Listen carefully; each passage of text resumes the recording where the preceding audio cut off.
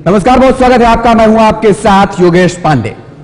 2024 को लेकर के लगातार सभी राजनीतिक दलों की तरफ से पूरी रणनीति बनाई जा रही है और भारतीय जनता पार्टी ने प्रधानमंत्री नरेंद्र मोदी के नेतृत्व में उनके चेहरे पर वो करिश्माई अंदाज में वो सब कुछ कर दिखाया जो भारतीय जनता पार्टी के बड़े दिग्गज नेताओं ने कभी सोचा भी नहीं होगा।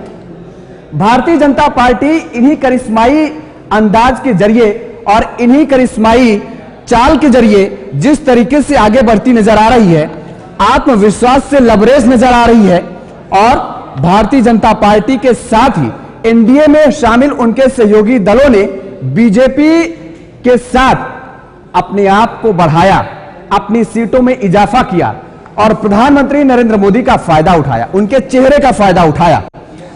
और यही वजह है कि अब 2024 के चुनाव को लेकर बीजेपी ही नहीं बल्कि पूरा एनडीए गठबंधन आत्मलबरेज नजर आ रहा है और प्रधानमंत्री नरेंद्र मोदी ने वो टारगेट सेट कर दिया है केवल बीजेपी के लिए नहीं बल्कि एनडीए के लिए भी। उन्होंने 370 पार का नारा दिया है बीजेपी के लिए और 400 पार का नारा दिया है एनडीए गठबंधन के लिए। लेकिन ये 400 पार का नारा जो दिया गया है, क्या वास्तव में बीजेपी या एनडीए गठबंधन इसे जमीनी स्तर पर उतार पाएगा, धरातल पर उतार पाएगा, यह हकीकत बन पाएगा, या फिर यह नारा केवल और केवल एनडीए गठबंधन में शामिल सभी दलों के कार्यकर्ताओं और नेताओं के समर्थन में उनके आत्मविश्वास को बढ़ाने के लिए दिया गया है? हम समझेंगे, क्योंकि 400 पार का नारा जो दिया गया है वो इतना आसान भी नहीं है। अब आपको सीट दर सीट, राज्य दर राज्य बताएंगे कि बीजेपी को आखिर करना क्या पड़ेगा 370 पार करने के लिए। भारतीय जनता पार्टी ने नारा जो दिया है उसमें सबसे अहम भूमिका आती है उत्तर प्रदेश की। 80 लोकसभा की सीटें हैं और इन 80 लोकसभा की सीटों में 62 सीटें 2019 के लोकसभा चुनाव में भारतीय जनता पार्टी ने जीत दर्ज की थी, अपने झोली में 62 सीट ला पाई थी, जो कि 2024 में अगर 370 का आंकड़ा टच करना है तो 75 सीटें कम से कम बीजेपी को लाना पड़ेगा, यानी 19 के मुकाबले 13 सीटें इजाफा करना पड़ेगा बीजेपी को। और बड़ी चुनौती है क्योंकि इंडिया गठबंधन को लेकर के जो लगातार कयास लगाए जा रहे थे कि यूपी में नहीं बन पाएगा, वो फिलहाल अब बन गया है। समाजवादी पार्टी और कांग्रेस एक साथ नजर आ रहे हैं। अगला जो राज्य है वो राज्य आप महाराष्ट्र देखिए। महाराष्ट्र में कुल 48 सीटें हैं।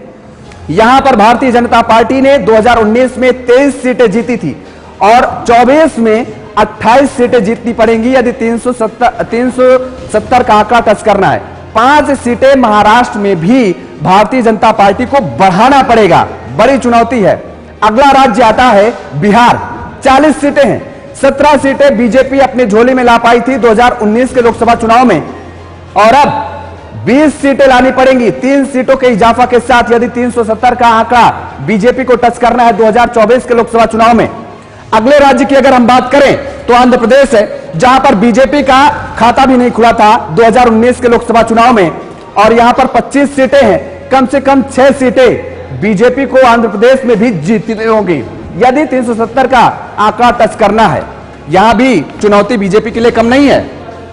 और इसके साथ तमिलनाडु, खाता नहीं खुला 19 में, लेकिन 2024 में 6 सीटें तमिलनाडु में भी भारतीय जनता पार्टी को जीतना पड़ेगा अगर 370 का आंकड़ा टच करना है तब।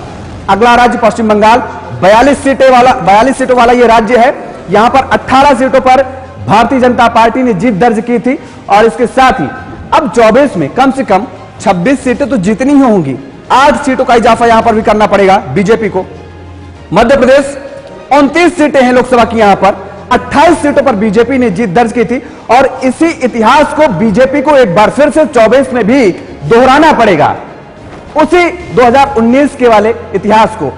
और 28 सीटों वाला राज्य कर्नाटक, 25 सीटें बीजेपी ने जीत दर्ज की थी 19 में। फिर एक बार वही करिश्माई अंदाज यहां पर बीजेपी को दिखाना पड़ेगा यदि 370 पहुंचना है तब। अगला राज्य गुजरात। गुजरात में 26 सीटें हैं, क्लीन स्वीप की थी बीजेपी 19 में और इस बार भी कुछ वैसा ही करिश्माई अंदाज यहां पर भी दिखाना पड़ेगा। अगला राज्य राजस्थान का आता है जहां पर 25 सीटें हैं और 24 सीटों पर बीजेपी ने जीत दर्ज की थी। यहां पर भी बीजेपी को फिर एक बार 24 सीटें जीतनी होंगी। राजस्थान में तो बीजेपी की अब सरकार भी है राज्य में, तो ऐसे में कितना इजाफा मिलेगा, कितना फायदा मिलेगा, यह वक्त बताएगा। और उड़ीसा में 21 सीटें हैं, 19 में 8 सीटें बीजेपी जीती थी और 10 सीटें कम से कम 24 में भी जीतनी होंगी। 2 सीटों का यहां पर इजाफा करना होगा उड़ीसा में। अगला राज्य आता है केरल, खाता नहीं खुला 19 में, 20 सीटें हैं यहां पर, कम से कम 5 सीटें जीतनी पड़ेंगी बीजेपी को। ये राज्य दर राज्य मैं आपको आंकड़ा बता रहा हूं कि बीजेपी को कितनी सीटें जीतनी पड़ेंगी। तेलंगाना 17 सीटों वाला राज्य है, यहां पर 4 सीटें 19 में आई, लेकिन 370 का आंकड़ा टच करना है तो 2024 में 8 सीटें जीतनी पड़ेंगी बीजेपी को, यानी 4 सीटें यहां पर भी इजाफा करना पड़ेगा। और अगला राज्य जो आता है वो असम है, 14 सीटें हैं, 9 सीटें बीजेपी ने 19 में जीत दर्ज की थी और इस बार कम से कम 10 सीटें, असम में भी 1 सीट का इजाफा करना पड़ेगा बीजेपी को 370 पहुंचने के लिए। और 14 सीटों वाला राज्य झारखंड, 11 सीटें 19 में जीती, यहां पर भी 12 सीटें, 1 सीट का इजाफा यहां पर भी करना पड़ेगा। और झारखंड में भी कांग्रेस और जेएमएम जिस तरीके से मजबूती के साथ सामने खड़ी है, क्या बीजेपी करिश्माई अंदाज यहां पर दिखा पाएगी क्या? पंजाब में 13 सीटें हैं, 2 सीटों पर बीजेपी ने जीत दर्ज की थी, लेकिन इस बार 7 सीटें जीतनी पड़ेंगी, 5 सीटों का इजाफा करना पड़ेगा बीजेपी के लिए। क्या पंजाब की राह आसान हो पाएगी क्या? हालांकि पंजाब में कांग्रेस और आम आदमी पार्टी अलग अलग चुनावी मैदान में उतरेंगे। और छत्तीसगढ़ 11 सीटें हैं, 9 सीटें 2019 में बीजेपी ने जीती थी और इस बार भी 24 के चुनाव में बीजेपी को 9 सीटें जीतनी पड़ेंगी। क्या रणनीति है बीजेपी की इन सारे राज्यों को लेकर के, वो भी हम समझेंगे। लेकिन हरियाणा का अगर हम जिक्र करते हैं, 2019 का रिकॉर्ड दोहराना पड़ेगा। 10 सीटें हैं, 10 की 10 सीटों पर हरियाणा ने जीत दर्ज की थी, क्लीन स्वीप की थी और इस बार भी कुछ वैसा ही करना पड़ेगा बीजेपी को। यदि 370 पर पहुंचना है तो बड़ा आंकड़ा है ये। दिल्ली में 7 सीटें हैं और 7 सीटें बीजेपी को एक बार फिर से जीतनी पड़ेगी, जो कि 19 में भारतीय जनता पार्टी ने जो वहां पर 7 सीटें जीती थी, एक बार फिर से वही इतिहास दोहराना पड़ेगा। जम्मू कश्मीर 5 सीटें, 2 सीटें 19 में जीती, लेकिन इस बार कम से कम 4 सीटें जीतनी ही होंगी बीजेपी को। 2 सीटों का इजाफा जम्मू कश्मीर भी करना पड़ेगा। उत्तराखंड में 5 सीटें हैं और यहां पर भी 19 में उत्तराखंड की 5 सीटों पर बीजेपी ने जीत दर्ज की थी। क्या उत्तराखंड में इस बार भी क्लीन स्वीप करती नजर आएगी क्या बीजेपी? यह भी एक बड़ा दिलचस्प मोड़ बीजेपी के लिए होने वाला है। उत्तराखंड में भी हिमाचल प्रदेश 4 सीटों पर बीजेपी ने 19 में जीत दर्ज की थी और 4 सीटें 2024 में भी जीतनी होंगी यदि 370 पर पहुंचना है। आप देख रहे हैं कि बड़ी चुनौती है भारतीय जनता पार्टी के लिए और बड़ा चेहरा है प्रधानमंत्री नरेंद्र मोदी का। उसी चेहरे पर बीजेपी चुनाव लड़ती है और उसी चेहरे पर वोट मांगती है। और अरुणाचल प्रदेश में भी 2 सीटें हैं, 2019 के इतिहास को दोहराना पड़ेगा। 2 सीटें 19 में बीजेपी ने जीत दर्ज की थी। ये राज्य दर राज्य जो आंकड़ा सामने आ रहा है वो आपके सामने मैं रख रहा हूं। गोवा में 2 सीटें, 1 सीट 19 में जीती, लेकिन इस बार दोनों सीटें जीतनी पड़ेंगी। क्या बीजेपी इसके लिए तैयार है? और तैयार है तो क्या रणनीति है उसके लिए? त्रिपुरा में 2 सीटें हैं, 19 में दोनों सीटें बीजेपी की झोली में गई थी और इस बार भी दोनों सीटें जीतनी पड़ेंगी। और मणिपुर में 2 सीटें हैं, 1 सीट बीजेपी ने जीती थी 19 में, लेकिन इस बार भी कम से कम 1 सीट तो जीतनी ही पड़ेगी मणिपुर में भी। मणिपुर में किस तरीके से बवाल, किस तरीके से हंगामा करा वो दुनिया ने देखा, देश ने देखा, विपक्ष ने कितना उसका फायदा उठाने की कोशिश भी की। मेघालय की 2 सीटें हैं, खाता नहीं खुला 19 में, लेकिन 24 में 1 सीट जीतनी बेहद जरूरी है बीजेपी के लिए। और अंडमान और निकोबार द्वीप समूह का अगर जिक्र करें तो 1 सीट है, खाता नहीं खुला, नहीं भी खुलेगा इस बार भी, तब भी बीजेपी 370 पर पहुंचेगी 1 सीट पर। लेकिन चंडीगढ़ में जीतनी पड़ेगी 1 सीट। चंडीगढ़ में 1 सीट बीजेपी ने 19 के चुनाव में जीती थी और इस बार भी जीतनी पड़ेगी। लद्दाख में 1 सीट 19 में जीती, इस बार भी जीतनी पड़ेगी। और इसके साथ दादर और नगर हवेली, दमन और दीव 2 सीटें हैं, 1 सीट 19 में जीती और 1 सीट इस बार भी कम से कम बीजेपी को जीतनी पड़ेगी। नागालैंड 1 सीट, खाता नहीं खुला 19 में, लेकिन इस बार वो सीट बीजेपी को अपने पाले में लाना पड़ेगा, अपनी झोली में लानी पड़ेगी। 1 सीट है पुडुचेरी में भी, खाता नहीं खुला था 19 में, लेकिन इस बार पुडुचेरी में भी, पुडुचेरी की सीट को भी बीजेपी को जीतना पड़ेगा अगर 370 पहुंचना है तो। मिजोरम में 1 सीट है, खाता नहीं खुला 19 में, इस बार वो सीट भी लानी पड़ेगी बीजेपी को। और लक्षद्वीप 1 सीट, खाता नहीं खुला 19 में, 24 में जरूरी है ये सीट बीजेपी को, और सिक्किम में एक सीट, यहां पर भी खाता नहीं खुला, 24 में ये सीट भी जरूरी है। और इसके बाद अगर हम जिक्र करें भारतीय जनता पार्टी की रणनीति की, तो रणनीति क्या है आज हम समझेंगे, क्योंकि ये नारा जो दिया गया है क्या एक महज नारा है। हमारे साथ खास मेहमान जुड़ेंगे हमारे साथ, और हम उनसे समझेंगे और जानेंगे कि आखिर भारतीय जनता पार्टी की ये जो रणनीति है, उस रणनीति पर बीजेपी किस तरीके से काम करती नजर आ रही है, और क्या वो रणनीति बीजेपी की सफल होगी क्या। हमारे साथ नवीन नवाज जी वरिष्ठ पत्रकार जुड़े हुए हैं और हम समझेंगे इनसे भी। सर बहुत बहुत स्वागत है आपका, जोरदार तालियों से स्वागत सरकार। और इसके साथ ही हमारे साथ आदर्श गुप्ता सर, सीट लीजिए। आदर्श गुप्ता सर जुड़े हुए हैं हमारे साथ, आप भी वरिष्ठ पत्रकार हैं, हम आपसे भी जानेंगे कि बीजेपी की क्या रणनीति है। सर आपका भी बहुत बहुत स्वागत है सर। तो भारतीय जनता पार्टी की रणनीति क्या है हम समझेंगे और जानेंगे कि आखिर किस तरीके से बीजेपी ने 370 का जो नारा गढ़ा है और 400 पार का एनडीए के लिए ये जो नारा गढ़ा है और ये आंकड़ा दिया है, टारगेट सेट किया है, किस रणनीति पर काम करती नजर आएगी। नवीन सर आपसे समझेंगे कि बीजेपी ने जो नारा गढ़ा है 370 का, ये अपने कार्यकर्ताओं में, अपने लोगों में उत्साह भरने के लिए महज है, या फिर वास्तव में उस लक्ष्य के पाने की ओर बीजेपी बढ़ती नजर आ रही है। अगर बढ़ती नजर आ रही है तो अभी हमने आंकड़ा रखा जो, क्या उस आंकड़े को बीजेपी टच कर पाएगी। देखिए भाजपा को आप पहले ये समझे कि उसने 370 का जो नारा है, अगर आप 5 अगस्त 2019 की बात करें तो वो नारा उस दिन खत्म हो जाता है। अब ये उसके आगे की कहानी है, ये वो इसके जरिए आप इसको जम्मू कश्मीर के संदर्भ में देखेंगे कि ओवरऑल देखेंगे। ओवरऑल अगर आप देखेंगे तो ये वो नारा है जिसने हमेशा राष्ट्रवाद को जो है लोगों के अंदर इग्नाइट किया है, इस नारे को। अब उसके पास ये उसकी अचीवमेंट है, ये बड़ी पिछले 5 सालों में देखें पॉलिटिकल अचीवमेंट है, तो इससे वो जो लोगों में एक नया संदेश देगी कि हमने ये करके दिखाया, हमने बोला नहीं है, हमने करके दिखाया है। उससे जो उसका जो हिंदी बेल्ट का जो हम कहेंगे मेनलैंड का जो उसका कैडर है और जो वोटर है वो कहीं ना कहीं से जुड़ेगा, उसका जो वोट का परसेंटेज है उससे वो बढ़ेगा। उसको साथ में राम मंदिर का जो है, जिसको अभी आपने उसका जिक्र नहीं किया है, लेकिन वो भी उसको पुश करेगा उसको। आप राम मंदिर का जिक्र कर रहे हैं तो क्या आपको सर यहाँ पर लग रहा है, क्योंकि उत्तर प्रदेश में 80 लोकसभा सीटें और सबसे ज्यादा अगर असर पड़ता है मुझे लगता है राम मंदिर का, तो वो यूपी प्रभावित होगा, और उसके बाद अगर हम बिहार में भी जाएं तो बिहार में भी मुझे लगता है कि इफेक्ट डालेगा। यूपी में क्या लगता है 80 सीटें जीतने की बात कर रही है बीजेपी, कितनी सीटें लाने वाली है। देखें वहां आप 80 की तो नहीं करेंगे, लेकिन आप उसको 60 के आसपास भी नहीं गए, 60 to 65 60 to 65 नवीन सर का साफ तौर पर कहना है। और आदर्श सर आपसे समझेंगे कि क्या रणनीति है बीजेपी की। बड़ा लक्ष्य है सर, 370 पार, 400 एनडीए पार। बीजेपी की एक ही खूबी है तो 24/7 इलेक्शंस के लिए तैयार होते हैं, और यही इनका एक तरीका है, यही एक वजह है कि जिससे वो अपना जो लक्ष्य जो है उसको वो पूरा करते हैं। जहां तक 370 की बात कही, जैसे नवीन जी ने कहा 370 जो है कश्मीर को लेकर शुरू हुआ, धारा 370 से शुरू हुआ, 370 की उम्मीदें कर रही है, 400 से ऊपर जाना चाहते हैं। 370 कश्मीर एक ऐसा इशू है जिससे हर चुनावों में भारतीय जनता पार्टी ने इस्तेमाल किया है, इसमें कोई शक नहीं है। और हर चुनावों में कश्मीर का, चाहे वो बंगाल हो, चाहे महाराष्ट्र हो, चाहे कहीं भी हो, उन्होंने कश्मीर का ही जिक्र किया है।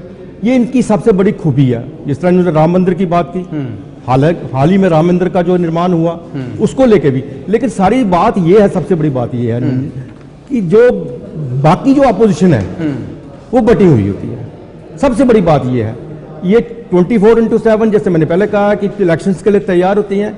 जो दूसरी पार्टीज हैं वो इलेक्शन के वक्त भी इलेक्शन के लिए तैयार नहीं होती है। अब तो सर देखिए ना, दिल्ली में भी कांग्रेस आम आदमी पार्टी साथ आ गई, यूपी में भी आ गई, बिहार में भी उधर बात बन रही। लेकिन बिहार का भी अगर हम जिक्र करते हैं तो एक चीज हमें ये नहीं भूलना चाहिए कि नीतीश कुमार ने जिस तरीके से 5 साल में कितने बार पाला बदला है, क्या जनता इस बात को नहीं समझे कि हम किसको मैंडेट दे रहे हैं, और उसके बाद वो कितनी बार 5 साल में शपथ ले रहा है। एक बार जिसको मुख्यमंत्री पद की शपथ लेना चाहिए 3-3 बार ले रहा है। लेकिन इस बात को भी हमें समझना चाहिए कि ये लोकसभा के चुनाव है, लोकसभा के चुनाव जो है नीतीश के चेहरे को लेकर नहीं है, ये लोकसभा के चुनाव जो है मोदी के चेहरे को लेकर है। इसका एक प्रभाव वहां पे पड़ेगा। हालांकि नीतीश का बार बार पाला पलटने से वहां के लोग जो है नीतीश कुमार से खुश नहीं है। आज भी वहां पे नीतीश के अगेंस्ट लोग चल रहे हैं, लेकिन मोदी फैक्टर एक ऐसा है। और दूसरी बात यह है कि अभी तक वहां एडजस्टमेंट कहां हुई है। इंडिया गठबंधन जो बना हुआ है, उनकी सीटों की एडजस्टमेंट तो हो नहीं पा रही है वहां पे, तो किस तरह से वो फाइट करेंगे। दूसरी बात यह है कि जो संसदीय चुनाव जो होता है उसमें जो आपके स्थानीय मुद्दे होते हैं वो गौण होते हैं। लोग इसको राष्ट्रीय परिप्रेक्ष्य में देखते हैं कि वहां क्या हो रहा है और वो किसको वोट देना चाहते हैं। तो जब आपका संसदीय चुनाव है तो वहां वो नीतीश को नहीं देखेंगे, वहां वो नरेंद्र मोदी को देखेंगे, या उसके मुकाबले वो राहुल गांधी को देखेंगे, तृणमूल से वो ममता बनर्जी को देखेंगे। लेकिन आप देखेंगे कि उसमें कहीं वो खड़े हमें नजर दौड़ानी पड़ेगी ना सर कि 40 सीटें हैं बिहार में, 17 सीटों पर बीजेपी ने जीत दर्ज की थी, 16 पर जेडीयू ने जीत दर्ज की थी। तो 16 सीट से कम तो जेडीयू मानने वाली नहीं है। और जिन सीटों पर जेडीयू के प्रत्याशी उतरेंगे मैदान में, क्या वो जनता के बीच में मैसेज नहीं जाएगा कि ये बीजेपी नहीं जेडीयू के प्रत्याशी हैं? नहीं, वो नहीं, वो ये सोचेंगे कि देखिए जैसे अभी नीतीश कुमार ने नरेंद्र मोदी का फिर से हाथ लिए, हाथ थामा है, तो उनको ये लगेगा ना कि ये सिर्फ ये फिर से जो जनता दल यूनाइटेड जो है ये फिर से एनडीए का हिस्सा है। और एनडीए को इस समय लीड कौन कर रहा है? वो नरेंद्र मोदी लीड कर रहा है। तो वो इनडायरेक्टली वो उसको क्या करेंगे, वो नरेंद्र मोदी को वोट देंगे। तो जनता दल यूनाइटेड भी इसी चीज को समझ, आपने जिक्र किया कि एक ही चेहरा एनडीए के पास और उसी चेहरे पर अपनी सियासी नया पार करने की पूरी कोशिश करते हैं एनडीए में जितने भी दल हैं, केवल हम बीजेपी के लिए ना कहें तो। आप इसमें किसी इसमें कोई दोहराई नहीं होनी चाहिए। हाँ। क्योंकि नीतीश के को अगर आप हटा लें, जनता दल यूनाइटेड के पास दूसरा चेहरा कोई है नहीं। और इस समय अगर नीतीश ने नरेंद्र मोदी के साथ हाथ मिलाया, फिर से वो एनडीए में गए हैं, तो उन्होंने भी नरेंद्र मोदी को लीडर माना ना, तो उनका फॉलोअर भी तो उनको फिर अपना लीडर मानेगा। ठीक है, ये एक बड़ी बात आप कह रहे हैं। नवीन जी हमारे साथ जुड़े हुए, जिन्होंने कहा कि प्रधानमंत्री नरेंद्र मोदी के चेहरे को लेकर के या हम उनकी छवि को लेकर के, देश में जो एक छवि उनकी बनी हुई है, लोगों का जो विश्वास है उनके प्रति, वो बड़ा मजबूत है। और उसी के तहत एनडीए 400 पार का नारा जो दिया है, एनडीए की तरफ से दिया गया है, उसको पार करने की कोशिश करेंगे। चर्चा को आगे बढ़ाएंगे। सर आदर्श सर आएंगे आपके पास। नीतीश कुमार की जो सीटें आई थी वो नीतीश कुमार की अकेले नहीं थी, लालू यादव की पार्टी दोनों मिलकर उन्होंने इलेक्शन लड़ा था, उनके साथ मिलकर उन्होंने। सर बीजेपी के साथ 19 में बीजेपी के साथ सर आ रहे हैं आपके पास। यहाँ पर एक छोटे से ब्रेक के लिए मुझे रुकना पड़ा है, ब्रेक के बाद फौरन हाजिर होते हैं।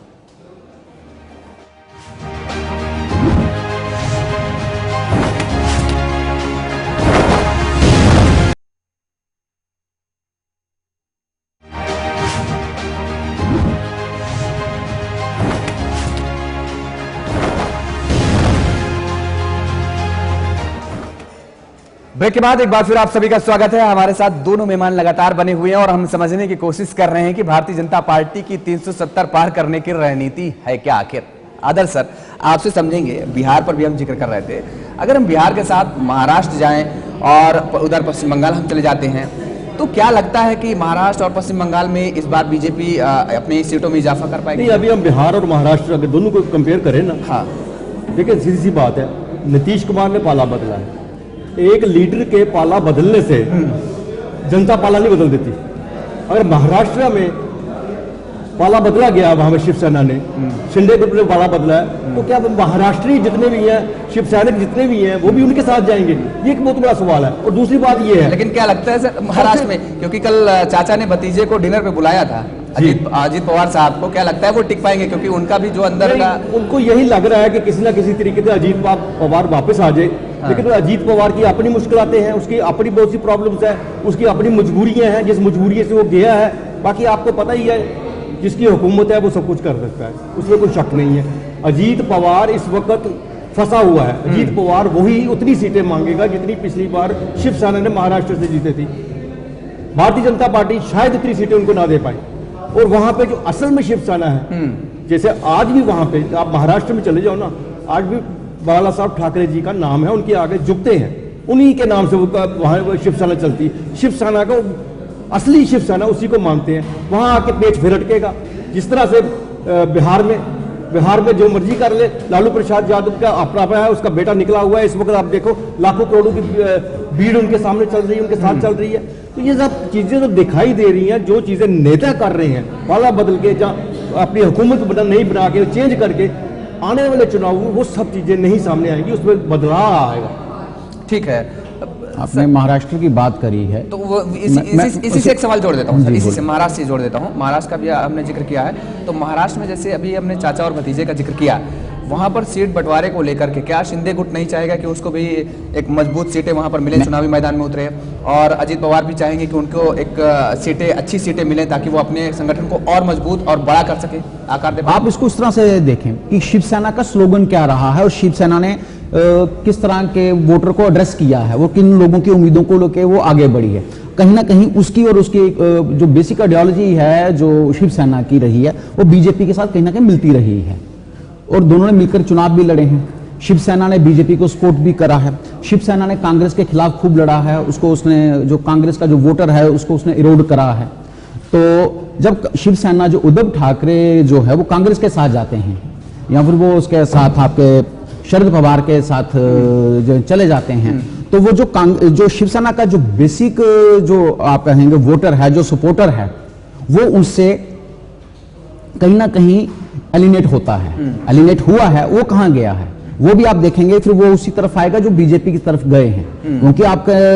क्योंकि मैंने वोट दिया है शिवसेना का एक नारा सुन के, मैंने उस स्लोगन को दिया है, वो जो स्लोगन किसी दूसरे के साथ मेल नहीं खाता था। अब उद्धव ठाकरे उस स्लोगन को लेकर दूसरी तरफ जाते हैं, उन्होंने अपना स्लोगन छोड़ दिया है, तो फिर वो आप उस तरह से देखें को बेनिफिट किसको आ रहा है? समझे सर, वहां पर बीजेपी या बीजेपी जो अपनी शर्तें ला देगी, या फिर उसको नहीं बीजेपी नहीं वहां किसी के लिए अब कहेंगे कि आपको वो जरूर से ज्यादा देगी। हाँ। बीजेपी वहां अपना हित देखेगी, वो देखेगी अब उसको अपने आप को मजबूत मानेगी वहां पे। ठीक है, अपनी को मजबूत मानने की बात कर रहे हैं, वहां पर बीजेपी की मानेगी, लेकिन फिर सर फिर वही मनमुटाव वाली स्थिति आ जाएगी तब तो फिर। लेकिन अगर हम थोड़ा सा और आगे बढ़ते हैं सर, तो उधर पश्चिम बंगाल जाते हैं। पश्चिम बंगाल में भी बीजेपी को मजबूती से अपनी सीटों को बढ़ाना पड़ेगा, और पश्चिम बंगाल में जब भारतीय जनता पार्टी का कोई नेता जाता है या प्रधानमंत्री नरेंद्र मोदी खुद जाते हैं तो बहुत हमलावर होते हैं दीदी की सरकार पर। लेकिन उससे जब आगे उड़ीसा बढ़ते हैं तो नवीन पटनायक की कई बार प्रधानमंत्री नरेंद्र मोदी ने खुद तारीफ कर चुके हैं, और वहां पर वो कोई भ्रष्टाचार के वैसे कोई आरोप लगा नहीं पाते उन पर। तो उड़ीसा में भी सीटों को बढ़ाना होगा बीजेपी के लिए, बड़ी चुनौती है। क्या वहां पर लगता है ऐसा आपको? देखिए, प्रधानमंत्री ने जो 20 फरवरी को है जम्मू में एक रैली हुई है, उसमें उन्होंने क्या बोला है, बीजेपी के लिए 370 और एनडीए के लिए 400 के पार। तो वो अगर बिजू पटनायक को अगर से सीट ज्यादा नहीं लेते हैं, बिजू पटनायक वो उनके नवीन पटनायक, सॉरी मैंने गलत बोला, नवीन पटनायक, तो वो किसके पास आएंगी वो अल्टीमेटली सीट? वो आएंगी किसके पास? एनडीए के पास। आपका मेन मकसद जो है, आपका जो लक्ष्य है वो है 400 पार। तो उसमें ये नहीं है कि भाई मेरे को बीजेपी की है तो पिछली बार जो 330 आई है तो मेरी नेचुरली वो रहेगा कि वो 370 के पार जाएं। तो वो यही नहीं कहेंगे 400 मेरे के पास ही आए। उनको अपने सहयोगियों को साथ लेकर चलना जो उनके साथ हमेशा रहे हैं, जिन्होंने अभी तक उनके पास पाला नहीं बदला है। अगर आपने कहीं बात पश्चिम बंगाल की कि पश्चिम बंगाल में बड़े हमलावर होते हैं पश्चिम बंगाल, तो अब लेकिन दीदी का भी वहां दीदी का जो वोटर है वो भी रोड हुआ ही है ना, तो वहां भी बीजेपी का वोट परसेंटेज बढ़ेगा, सीट ना बढ़े लेकिन वोट परसेंटेज बढ़ेगी। ठीक बात। और खासतौर पर अब संदेश खाली का जो बवाल इतना चल रहा है, इतना वहां का ये मामला तोल पकड़ लिया, वो और भी आने वाले समय में मुश्किलें बढ़ा सकता है। आदम सर, आपसे हम समझेंगे। अब अगर हम थोड़ा सा आगे उधर बढ़ते हैं, क्योंकि जिस तरीके से ये नारा गढ़ा गया है, अब वो लोकसभा की 129 सीटें आती हैं कर्नाटक, केरल, तमिलनाडु, तेलंगाना और आंध्र प्रदेश में। इन 129 सीटों में 2019 के लोकसभा चुनाव में बीजेपी ने महज 29 सीटें जीती थी। क्या आपको लगता है कि 29 सीटों से आगे बढ़ पाएगी बीजेपी?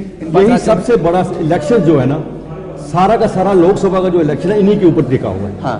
क्योंकि भारतीय जनता पार्टी को पता है कि अगर उन्हें 400 पार का नारा दिया एनडीए का या 370 का नारा दिया है, उनको पता है दक्षिण में जो है हमारी पोजीशन ज्यादा से ज्यादा 1-2-4 सीटें हम ज्यादा ले सकते हैं, वोट परसेंटेज बढ़ सकती है। आज आके ये नारा जो है इसको पूरा करने के लिए उन्हें महाराष्ट्र, यूपी, बिहार में अपनी सीटें बढ़ानी है। लेकिन जो हालात वहां पे बने हुए हैं, जो गठबंधन वहां पे हुए हैं, जो वहां पे तोड़फोड़ हुई है, जो वहां पे एक दल से दूसरे दल से भागे हैं, उसका जो एक बहुत बड़ा इफेक्ट पड़ेगा। ये जो नारा जो है इसको पूरा करने के लिए उन्हें पंजाब की हालात, दिल्ली की हालात, इन सबको उनको देखना पड़ेगा। अगर उन्हें लग रहा है कि दक्षिण में हम थोड़ा बढ़ोतरी में जा सकते हैं, बढ़ सकते हैं, लेकिन उत्तर में कितना बढ़ेंगे आप, हिंदी बेल्ट में कितना आप बढ़ेंगे, ये सोचने वाली सबसे बड़ी बात तो है। सवाल तो सर वहीं पे आकर टिक जाता है। हिंदी बेल्ट में ऑलमोस्ट तो बीजेपी मजबूती से खड़ी ही है, तो अपने आप को, अपनी सीटों को कितना गेन कर पाएगी? अब दक्षिण का आप जिक्र कर रहे हैं, दक्षिण में बहुत मुझे लगता है कि हालत पतली है बीजेपी की, तो बीजेपी वहां कौन सी उसकी रणनीति होगी कि दक्षिण में अपने आप को मजबूत कर पाए। कर्नाटक के विधानसभा चुनाव में हमने देखा, क्योंकि सनातन को लेकर के बीजेपी लगातार अग्रेसिव रहती है और उस मुद्दे को छोड़ना नहीं चाहती है। हनुमान का मुद्दा किस तरीके से वहां पर उठा, ये लगा चुनाव से ऐन वक्त पहले लगा कि बिल्कुल वहां का पासा पलट गया, बीजेपी ने पलट दिया, लेकिन जब नतीजे आए तो हैरान करने वाले आए, कांग्रेस के पाले में गए नतीजे। मैंने वही आपसे कहा है ना कि इनको ये भी भरोसा है कि जो नॉर्थ में हम मैक्सिमम सीटें ले सके, और नॉर्थ में सबसे बड़ा जो पेच इन्होंने, मैं तो कहता हूँ एक बहुत बड़ी गलती है कि जो नीतीश का पाला वहां से पलट के दोबारा एनडीए में आना। अगर नीतीश वहां था तो बीजेपी ज्यादा मजबूत थी, मजबूत क्योंकि नरेंद्र मोदी का वहां पे चेहरा चल रहा था, सब कुछ था वहां पे। लेकिन अब ये पोजीशन वहां पे आ गई है कि ये नीतीश जो है वो अपनी सीटों का मांगेंगे, वहां उसके लालू यादव जो है वो अपने वहां पे लगे हुए हैं, उनकी बढ़ रही है सीटें, वहां पे बढ़ने के चांसेस ज्यादा हैं। अब मुसीबत ये है कि ये दोनों मिला के क्या पिछली बार से ज्यादा सीटें ले सकेंगे, ये नामुमकिन सा लग रहा है। आपने साउथ इंडिया की बात की, दक्षिण भारत की, दक्षिण भारत का जो वहां का सोशियो पॉलिटिकल सिनेरियो है वो नॉर्थ कश्मीर से टोटली डिफरेंट गिना जाता है। तो वहां आपके पास तमिलनाडु है, तमिलनाडु में 39 सीटें हैं। तो बीजेपी ने जिस तरह से वहां काम किया है पिछले 10 सालों में, तो आप ये कह सकते हैं कि वो वहां भी वो कम से कम 3 से 4 सीटें लेने की। तमिलनाडु का अगर आप जिक्र कर रहे हैं तो सर, तमिलनाडु को जो मैंने जो एनालिसिस किया है, वहां पर ठीक ठाक सीटें लानी पड़ेंगी बीजेपी को। क्या आपको लगता है कि वहां पर लेकर के आएगी? देखिए, मैंने कहा ना उसका वहां 6 सीटें हमने दिखाया है कि 6 सीटें, अगर 370 पहुंचना है तो 6 सीटें लानी। हम ये मानते हैं वो 4 से 5 सीटें वहां लेगी, 4 से 5 सीटें, 5 सीटें लेगी। और केरल और मणिपुर में अगर जाते हैं, मणिपुर में किस तरीके से हिंसा, आगजनी, किस तरीके से वहां की तस्वीरें आई, क्या लगता है वहां पर भी? देखिए, वहां क्या है, ध्रुवीकरण तो फिर दोनों तरफ से है ना। हाँ। अगर आप उस तरह से अगर आप मणिपुर की हिंसा की बात करते हैं, मणिपुर की हिंसा के कारण आपको समझने पड़ेंगे। और फिर वही वाली बात है कि वहां जिस तरह से सेंट्रल गवर्नमेंट, केंद्र सरकार ने मतलब कि झुकी नहीं, मतलब जो है, मतलब आप क्या है कि किसी तुष्टीकरण जो हम कहते हैं अपीजमेंट वाला, वहां पे आपको उस हिंसा, वो जो वहां जो टर्माइल जो रहा है वहां वो नजर नहीं आया। हालांकि जो उसकी अपोजिशन पार्टीज रही हैं, कांग्रेस रही है, सीपीआई रही है, जो भी नॉर्थ ईस्ट के मैक्सिमम जो प्लेयर रहे हैं, पॉलिटिकल प्लेयर रहे हैं, वो एक तरह से आपको लगा कि ये बीजेपी वर्सेस वहां भी बीजेपी बनाम बीजेपी वहां अकेली एक तरह से खड़ी नजर आई। तो वो जो एक कम्युनिटी का आपको जो रहता है, तो वो तो उसके साथ जुड़ी है ना, तो आप उसको उस तरह से इग्नोर नहीं कर सकते। तो मणिपुर का सर अगर हम देखें सर, आसाम तक जाएगा क्या? क्योंकि 2 चीजें यहाँ पर हैं। आसाम में तो भारतीय जनता पार्टी लगातार अपने आप को मजबूती, वहां पर हेमंत बिस्वा शर्मा के बयान आप लगातार देख रहे होंगे किस तरीके से विपक्ष पर लगातार हमलावर है। मुझे लगता है कि अगर सबसे एक कोई वैसे विवादित बयान हम कहें या अग्रेसिव वाले बयान कहें तो इस समय उधर वही दे रहे हैं। तो उसकी छाप क्या विपक्ष आसाम तक छोड़ पाएगी, या बीजेपी अपनी आसाम वाली जो स्थिति है वो मणिपुर में उसको दिखाने की कोशिश कर रही है? थोड़ी सी स्थिति बदल गई है इस वक्त, जब जो हादसा हुआ जो मणिपुर का, लेकिन उससे पहले जो एनडीए की जो वहां पे गवर्नमेंट थी, जो डेवलपमेंट जो हुई है मणिपुर के अंदर, मैं गया हूँ वहां पे, सारा देख के आया हूँ मैं, वहां इतनी डेवलपमेंट हुई है कि लोग इतने खुश है, कोई हिसाब नहीं।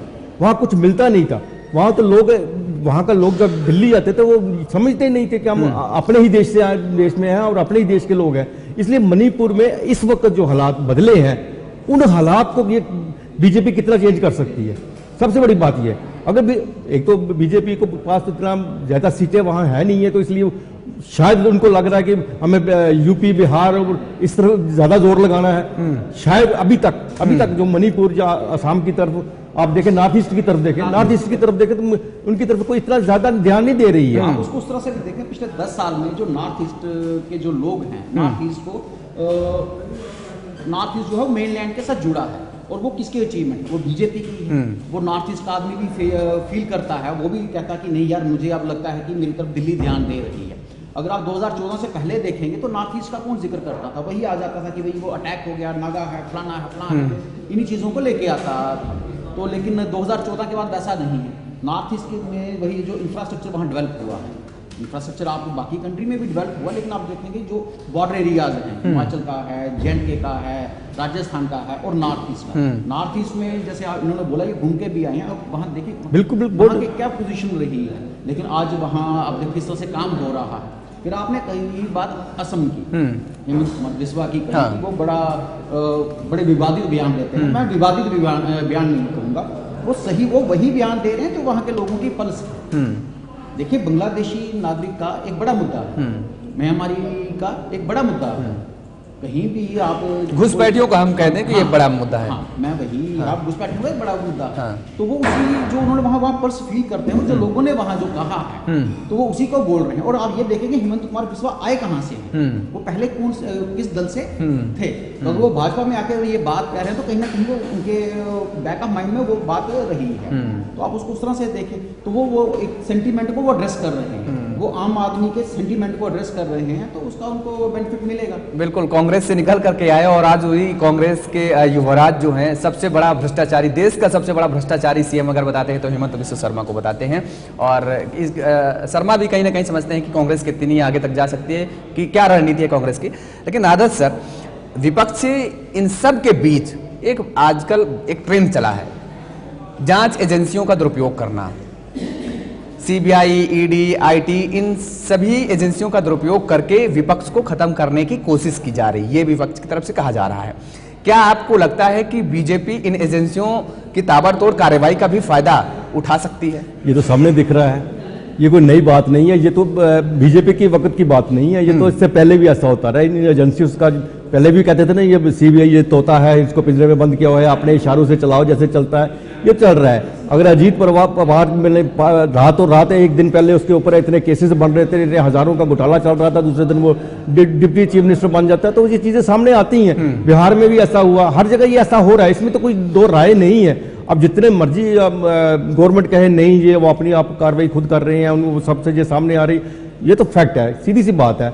भ्रष्टाचार इस देश के अंदर खत्म ही नहीं हो सकता, तब तक खत्म नहीं हो सकता जब तक चुनाव नहीं खत्म होते। जब तक चुनाव आपके सर पे है, भ्रष्टाचार आपके सर पर रहेगा ही। एक चुनाव जीतने के लिए एक एमपी को करोड़ों रुपए खर्च करने पड़ते हैं, अब तो बहुत दूर तक चला गया। वो करोड़ों रुपए कहां से लाएगा? करोड़ रुपए भ्रष्टाचारी से आएगा। भ्रष्टाचार किसी की फाइल खोल लो, आपको सब सीधा सीधा सामने नजर आएगा जिसने भ्रष्टाचार किया, और जो पकड़ा जाता है उस पर दबाव पड़ता है, वो पाला बदलता था। वो कहते हैं ना, वॉशिंग मशीन से धुल के आ गया, मशीन से धुल गए। और ये जो कार्रवाई हो रही है ताबड़तोड़, जनता के बीच में एक बड़ी छाप जा रही, बड़ा मैसेज जा रहा है जाहिर तौर पर। जनता को भी समझ में आ रहा है कि जो पैसा निकल रहा है कहां से आ रहा है, आखिर उन्हीं के पैसा होगा, उन्हीं के गाड़ी कमाई का पैसा होगा, टैक्स पेयर का पैसा होगा। नवीन सर, जम्मू कश्मीर का अगर हम जिक्र करते हैं, 5 सीटों में 2 सीटें 19 में बीजेपी के पाले में गई थी। इस बार जम्मू कश्मीर में भी पाला बदलने की अभी लगातार जो खबरें आ रही हैं, लोग बदलते नजर आ रहे हैं, कौन किसके साथ जा रहा है, ये तो कुछ दिनों में और बिल्कुल जो तस्वीर है वो साफ हो जाएगी।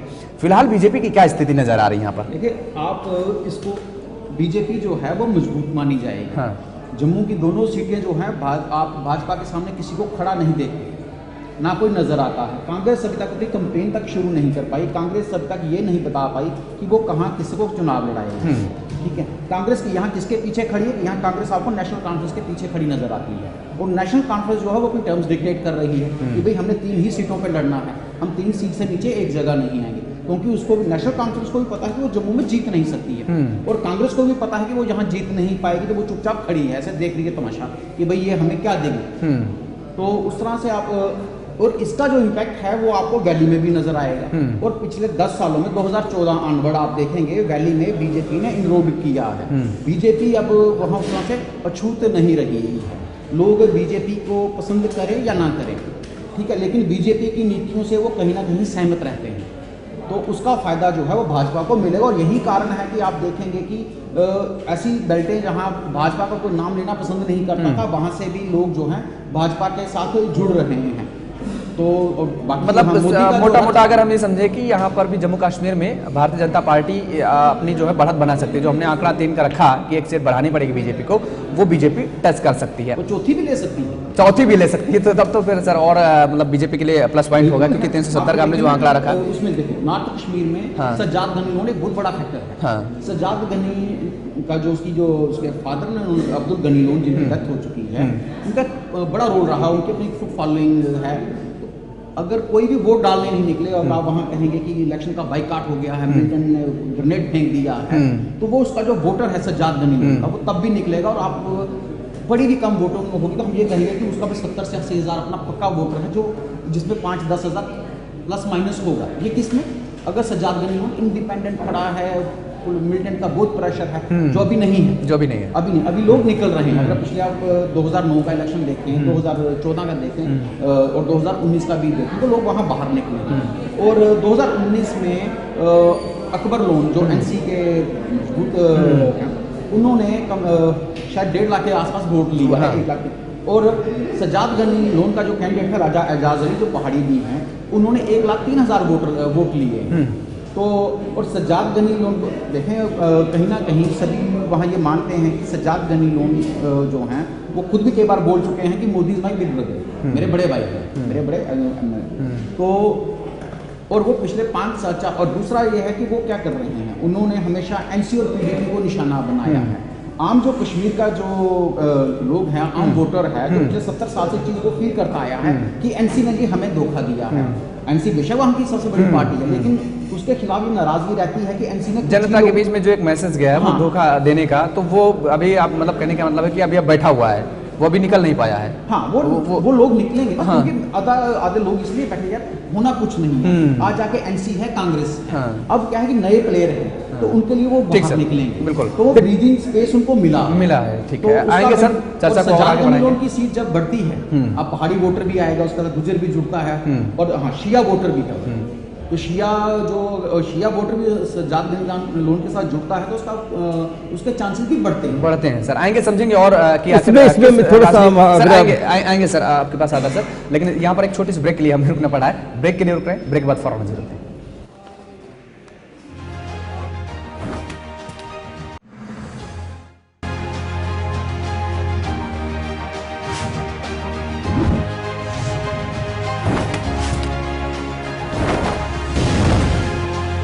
ब्रेक के बाद एक बार फिर आप सभी का स्वागत है और हम चर्चा को आगे बढ़ाएंगे और समझेंगे कि आखिर किस तरीके से रणनीति बनती नजर आ रही है। आदर्श सर, जम्मू कश्मीर का भी हम जिक्र कर रहे हैं, लद्दाख सीट बीजेपी के पाले में जाती नजर आ रही है पूरी? लद्दाख सीट बीजेपी के पाले में जा सकती है, हाँ, बिल्कुल सही बात है। लेकिन इसके साथ साथ जम्मू कश्मीर की आप जब बात करते हैं तो जम्मू कश्मीर के अंदर लोकसभा चुनाव होने जा रहे हैं, लेकिन नजर उनकी विधानसभा चुनावों पे है। सबसे बड़ी बात है, भारतीय जनता पार्टी जम्मू कश्मीर के अंदर जम्मू से हिंदू जो है अपना चीफ मिनिस्टर बनाना चाहती है, वो हर कीमत में बनाना चाहती है। अब इन चुनावों को लेके भारतीय जनता पार्टी की रणनीति सामने दिख रही है। जैसे उन्होंने कहा जम्मू की दोनों सीटें जो सेफ दिखाई दे रही, जम्मू की सेफ उधमपुर सीट बिल्कुल सेफ है इनके लिए, भारतीय जनता पार्टी ले जाएगी। हालांकि गुलाम नबी आजाद का कुछ एरिया में उनका इफेक्ट है, लेकिन आजाद साहब जो है वो भी एनडीए से बाहर नहीं जाएंगे, वो भी उन्हीं को सपोर्ट करेंगे अल्टीमेटली। और इसी तरह से सबसे जो नाक बना हुआ, नाक की जो बनी होती चीज वो है रजौरी अनंतनाग की सीट। इस वक्त भारतीय जनता पार्टी के सामने सबसे बड़ी बात यह है, उन्हें रजौरी और अनंतनाग वाली जो सीट है वो लेनी है, क्योंकि मैंने पहले ही कहा कि ये जो चुनाव हो रहे हैं विधानसभा चुनावों को देखते हुए हो रहे हैं। अगर विधानसभा चुनावों में भारतीय जनता पार्टी को जरूरत पड़ती है नेशनल कॉन्फ्रेंस की या पीडीपी की, जिस तरह से पहले भी पीडीपी साथ गठबंधन किया, किसी के साथ भी कर सकते हैं, पहले तो उनकी पूरी कोशिश है कि हम इंडिपेंडेंट अपनी हुकूमत बनाए, तो वो कम से कम डिप्टी चीफ मिनिस्टर के लिए तो महबूबा नहीं मानेगी ना। वहां पे डॉक्टर फारूक अब्दुल्ला, जब Omar Abdullah deputy chief minister के लिए नहीं मानेंगे, इसलिए इन दोनों को साइडलाइन करना चाहती है भारतीय जनता पार्टी पे। वहां पे अगर सजाद लोन की बात कही है, सजाद लोन भी तो भारतीय जनता पार्टी की बी पार्टी कहा जाता है ना, उनको बी पार्टी का नाम दिया जाता है। सजाद लोन ने अपना नाम डिक्लेयर कर दिया, उनकी पार्टी ने कह दिया जी बारामूला सीट से सजाद लोन लेंगे, लेकिन मुजफ्फर बेग के साथ भी इनकी बातचीत चल रही है, वो भी सामने आए, वो उन्होंने बहुत तारीफ की है वहां पे। ये सबसे बड़ी बात यह है कि कश्मीर के अंदर भारतीय जनता पार्टी अपनी एंट्री कर सकती है। वो सीट रजौरी और जो अनंतनाग की सीट है, ये आज लिख के ले लीजिए, हर हालत में भारतीय जनता पार्टी ने अपने पाले में कर दी। चाहे उसी को लेकर देखिए, प्रधानमंत्री दूसरी बार एक महीने में दूसरी बार जम्मू कश्मीर का दौरा कर रहे हैं। अभी हाल ही में फिर 12 तारीख को फिर वो कश्मीर जाएंगे, अनंतनाग में अपनी वो रैली कर रहे हैं। इसको लेकर लग रहा है वो कितने सीरियस है।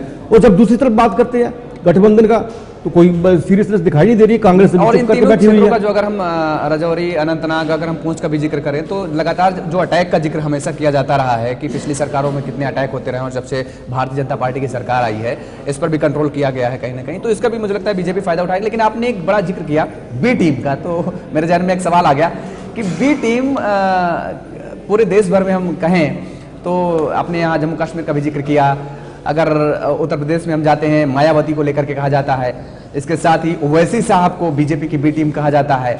ये जो बी टीम वाले नैरेटिव सेट किए जाते हैं, जिन पार्टियों पर ये टैग लगाया जाता है, ये कितना फायदा पहुंचाते नजर आ रहे हैं देश भर में बीजेपी को?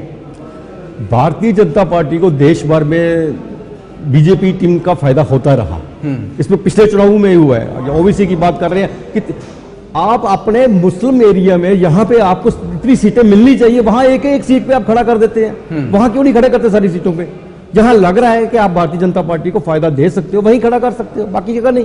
और यहां भी अगर यहां पे सजाद लोन खड़ा हो रहे हैं तो वो फायदा सीधा सीधा भारतीय जनता पार्टी को जाएगा। सबको पता है सजाद लोन अगर जीत भी जाएगा तो भारतीय जनता पार्टी के साथ ही होगा। बी टीम का हमेशा भारतीय जनता पार्टी को फायदा मिला, बी टीम का उनका नुकसान कभी नहीं हुआ। नवीन सर, बी टीम का जिक्र कर रहे हैं यहाँ पे किया जा रहा है। इसको बी टीम की बात कही, आप इसको देखें कि बी टीम हर जगह फायदा नहीं देती है। हाँ। वो हर जगह किसी कई बार क्या होता है कि बी टीम आपके एंटी हो सकती है, आपके खिलाफ जा सकती है। वैसे ही जो है अगर उन्होंने कहा बी टीम का, वो वैसे किसी स्टेट में 10 सीटें निकाल जाता है, तो वो क्या भाजपा के साथ खड़ा होगा? नहीं, कभी खड़ा नहीं होगा। वो किसके साथ खड़ा होगा? कांग्रेस के साथ खड़ा होगा। तो उस तरह से नहीं, लेकिन एक चीज हमें देखनी पड़ेगी ना सर, आप कहेंगे कि वोट काटने के लिए सबसे बड़ी बात के लिए है। इन्होंने भी बात करी, जैसे इन्होंने नाम लिया हमारे गुलाम नबी आजाद साहब का, बड़े अच्छे लीडर हैं, काफी पुराना है, लेकिन आप देखें कि रिप्रेजेंटेटिव कैरेक्टर क्या है उनका। रिप्रेजेंटेटिव कैरेक्टर उन्होंने जेएनके में तब इलेक्शन जीता जब वो सीएम थे। बिल्कुल। आप ये देखें तो मतलब लोगों ने गुलाम नबी आजाद को वोट नहीं दिया था, लोगों ने वोट दिया, वो भी लेकर भद्रवाह कॉन्स्टिट्यूंसी उस बेल्ट के लोगों ने कि भाई एक सीएम है। आप उस तरह से आप कहेंगे कि वो जो पब्लिक रिप्रेजेंटेटिव को उन्होंने वोट नहीं दिया, उन्होंने सीएम को वोट दिया था। तो इसलिए मुझे नहीं लगता है कि डीपीएपी या गुलाम नबी आजाद का कोई ज्यादा इम्पैक्ट जो है, जो फायदा है जो भाजपा नहीं। अगर कोई भी कैंडिडेट खड़ा होता है सर, अगर 5,000 या 10,000 के आसपास से वोटों से हार जीत का मामला जो रहता है, तो वो तो फिर वोट कट करके शिफ्ट होगा, तो वो उसका फायदा एटलीस्ट बीजेपी को तो मिलेगा ना। गुलाम नबी आजाद का इम्पैक्ट कहाँ पे, उसका प्रभाव कहाँ है? हाँ। आप उधमपुर डोडा बेल्ट में गिनेंगे, उधमपुर डोडा बेल्ट में तो पहले भी हारे हैं। गुलाम नबी आजाद की हम बात करें तो गुलाम नबी आजाद जब आए थे तो उन्होंने कहा था मैं नेशनल पार्टी बनाने जा रहा हूँ। नेशनल पार्टी पे रीजनल पार्टी पे आ गए, रीजनल पार्टी अब बलेसा पे आ गए, बलेसा पे रह गया उनका, कहाँ क्या रह गया उनका? वो कितने वोट काट सकते हैं? वो अपना जहाँ तो हिम्मत है तो खड़े हों, खुद भी अनाउंस करें। वो खुद इलेक्शन आज तक जम्मू कश्मीर जैसे में कहा। यहाँ पर जनाधार की बात कर रहे हैं सर, लेकिन हम इतिहास पर अगर नजर दौड़ाएं तो मुझे लगता है कि आपको वो दौर भी याद दिला दे जब कल्याण सिंह भारतीय जनता पार्टी से अलग हुए, तो उन्होंने शायद ही कोई ऐसी सीट छोड़ी रही होगी जहां पर उन्होंने अपने प्रत्याशियों को मैदान में न उतारा हो। जब उन्होंने अपनी पार्टी बनाई तो उसमें एक भी प्रत्याशी कल्याण सिंह का तो जीता नहीं, उनकी पार्टी का, सभी की जमानत जब्त हो गई, लेकिन उसका नुकसान भारतीय जनता पार्टी को जरूर हुआ। और इसलिए हम कह रहे हैं, इसलिए हम कह रहे हैं कि जो छोटे छोटे वोट जिन्हें राजनीतिक दल, विपक्षी दल ऑलमोस्ट कहते हैं कि वोट कटवा, अगर हम और उसमें बात करें तो उसका असर कहीं ना कहीं खामियाजा भुगतना पड़ता है सर, देखना पड़ता है। लेकिन बहरहाल आप लोगों ने बताई हम कि किस तरीके से रणनीति भारतीय जनता पार्टी हो या कांग्रेस हो या अन्य राजनीतिक दल हो 2024 पर सत्ता पर काबिज होने के लिए बनाते नजर आ रहे हैं, और किस तरीके से सत्ता पर काबिज हो सकते हैं, किसको कहां पर नुकसान हो सकता है, किसको कहां पर फायदा हो सकता है। और सभी राजनीतिक दलों की अपनी अपनी रणनीति है, लेकिन रणनीति किसकी कामयाब होगी यह आने वाला वक्त बताएगा। रणनीति में फिलहाल इतना ही। खबरों के लिए आप देखते रहिए JK 24/7 न्यूज। नमस्कार।